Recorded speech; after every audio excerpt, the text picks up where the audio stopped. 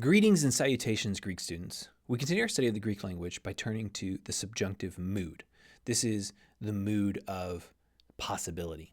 So what I want to do in this lecture is give a brief overview, some of which will be a review of how Greek verbs work, the characteristics of Greek verbs. Then we're going to talk a little bit about the subjunctive specifically, and then I'm going to overview the forms, the morphology of the subjunctive in the present and the aorist tense. So let's begin. Greek verbs, as we know, have 5 characteristics: person, number, tense, voice, and mood. So person, first, second, third person. First person, I or we. Second person, you, y'all. Third person, he, she, it, they. Greek verbs, of course, also have number. Are we talking about more than one subject, plural, or a singular subject, singular? And then, of course, we've talked about tense. And so Greek verbs refer to when things happen in the tense. So, right, present tense, past tense, future tense. And in Greek, we've talked about how the tense of the imperfect is talking about something in the past.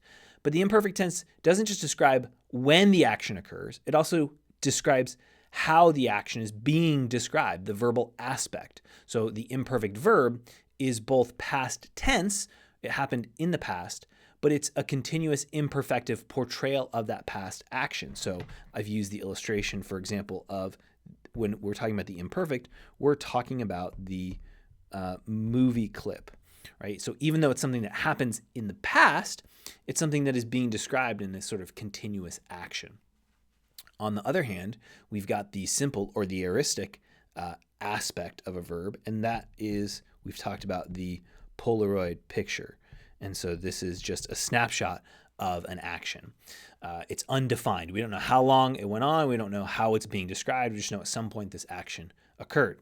We've also talked about the completed or perfective aspect, which is the slow motion replay focusing on the results, the present state of the past action. So the perfect tense versus something in the past, but it's referring to something in the past for the sake of talking about the reality in the present. So when we talk about tense in Greek, we're talking about both the when of an action, past, present, and future, but we're also talking about aspect. Now, when we get out of the indicative mood, when we get out of the mood of reality, and we start talking about tense, we're focusing specifically on aspect. That'll become more clear as we go. So we have person, number, tense, voice, active, where the subject of the verb is performing the verbal action. The passive voice, where the subject of the verb is having the action performed upon them. And then the middle voice, in which the subject of the verb is performing the action for him or her or themselves. The mood or mode, this is what's new. This is what we're getting that we haven't maybe seen up to this point. The indicative is, so far, what we've seen mostly. This is the mood of reality. So, for example, when you read a narrative like the Gospels or like Acts, and you have Jesus gets into the boat and he crosses the Sea of Galilee, that's all going to be in the indicative mood because it's just describing something that happened. But if you have a dialogue or a question or talking about possibilities or hopes or dreams or wishes, you're going to be in different verbal moods. So the subjunctive mood is the mood of possibility, something that may or may not happen. And we'll look at the different functions of the subjunctive momentarily. The imperative mood is the mood of command. So if I tell my children, take out the trash, do your homework, those are commands. The optative is the mood of wish. That I long to see your faces. It's not something that necessarily will happen, but it's a hoped for result. The mode of infinitive, indeclinable verbal nouns, we'll talk about those next time, as well as participle, which we've already talked about. These are verbal adjectives. So the mood or mode describes the relationship of the verb to reality. Let's get into the subjunctive specifically. The subjunctive is the mood or mode of contingency. And so here, think about uncertain but probable. Remember that the indicative is the mood of reality, the imperative is the mood of command, infinitive is the verbal noun, optative is the mood of possibility, but the subjunctive and the optative are concerned with future to differing degrees of probability. So subjunctive is more probable than the subjunctive is more probable than the indicative. And so that is how you should think about the difference between the subjunctive, which is more common than the optative. In New Testament Greek, you're only required to learn the present and aorist forms of the subjunctive. The tense, present, or aorist of the subjunctive is not about time, but aspect. Right? So when we talk about subjunctive tense, we're not talking about when the verbal action is happening. We're talking about, because it's all in the future, right? It's all hasn't happened yet. So it's all possible. It's how the verbal action is being described. So the present tense subjunctive is that imperfective aspect. The aorist subjunctive refers to the aoristic aspect of the verb. So the more standard tense is aorist. So when you see those present tense subjunctives, that's going to be more exegetically significant. So what do these subjunctives look like in their forms?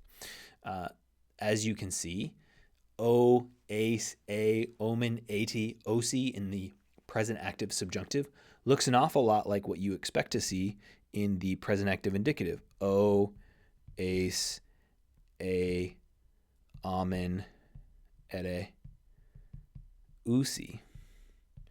But notice these vowels have lengthened from, and in the first person singular, you can see there's no difference. But in the second person singular, from ace to ace, right, there's a lengthening from the epsilon to the eta, from the omicron to the omega. So this lengthening is to signify, oh, I'm in the subjunctive. Similarly, you see the same thing happening with the middle passive. So we're going to move ourselves over here so we can see these middle passives. Omai, a, atai, omatha, aesthe, ontai. So you can see this lengthening that's happening from omai, etai, omatha, aesthe, ontai in the present middle passive indicative. The subjunctive lengthens those vowels. Omai, a, atai, omatha, aesthe, ontai. So these are the forms of the middle passive forms of the subjunctive. We also have, now in terms of translation, how do we translate? I have this, I might be loosed in the middle passive form. And again, the same rules that we've seen with the middle passive as it relates to those deponent verbs, that is those middle passive in form but active in meaning verbs, all those rules still apply. So in the subjunctive active, I might loose, you might loose, he, she, it might loose. Why might? Because it's not certain. It's possible. I may, but it's not certain that it will happen. It's not describing what is happening. It's describing what could possibly happen. We'll look at some examples of how this actually works in a moment. The aorist active middle and passive subjunctives. Now remember, in the aorist, the middle is a different form than the passive form. So just like what we've seen so far, similarly with participles, how participles don't have that epsilon prefix when you're in the aorist participle, sa, sa, sa, san. Similarly, the subjunctive does not have the epsilon prefix. So you don't have that augmentation at the beginning of a verb in the aorist. You do have it in the indicative, but not in the subjunctive. So, for example, so, seis, se, somen, sete, sosi. This is the aorist active indicative, the aorist middle indicative, somai, se, setai, somatha, seisthe, sontai. This is, just as you would expect, the lengthening of these vowels as we would expect, and the addition of the sigma, which we see in the first aorist, right? Sa, sa, se, saman, sadi, san. But instead of that sigma alpha, you just have the sigma. And so the lengthening of those endings. As we saw in the aorist passive, we'll move this over here so we can see it. Tho, thes, the, thomen, theti, thosan. So that, just like we see in the aorist passive, thein, thes, the, themen, theti, thesan, that theta as the sign of the aorist passive, we see the same thing, but the theta with the o, ace, a, omen, ate, osi endings lengthened as we would expect. So these endings of the subjunctives are quite predictable based on what we already know in the present active indicative. but we just have to look for these subtle differences. And again, you're not going to see those epsilon prefixes in the aorist.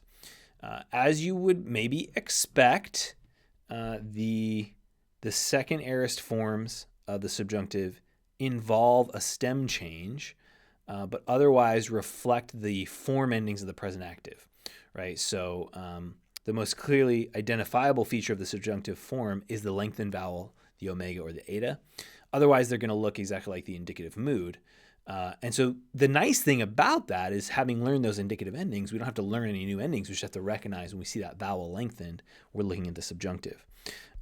In terms of what that looks like in practice, in our next video, we will overview some of the functions of the subjunctive, how it actually works in sentences.